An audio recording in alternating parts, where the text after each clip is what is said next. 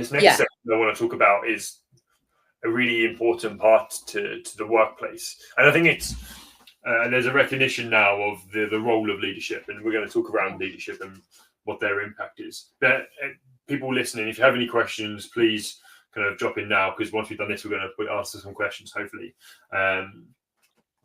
So, leadership, what's their role, and how do they support creating connection in their organizations or their teams?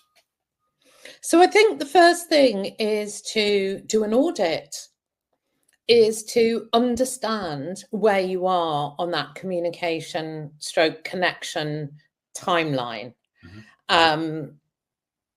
Work out, no team that I have come across is awful at connection or awful at communication, but there are tweaks and improvements to be made. So I'll give you an example of Gartner again. One of the great things that they did as a team is they had a team charter, which everyone participated in creating. And that's like their brand guidelines. That's the rules that we live and die by. The second thing that they did is they had a team song and they had a team gesture. Okay, it was something like this. Right, so, but it was unique to that team. And it gave them a sense of shared identity. So I have found especially when I'm working on contract, you're going into a team that already has an established sense of identity, perhaps not as overt as Gartner.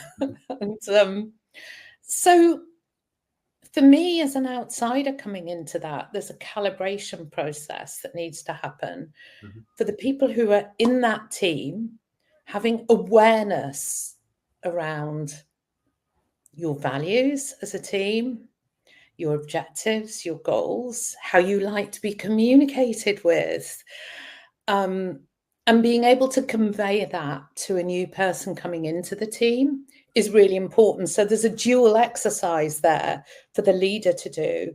Is first take the temperature of where you're at with all of that, you and your team, and versus or aligned with the rest of the business. Because I've worked with some great teams who create their own mini culture, which is so different to the rest of the business.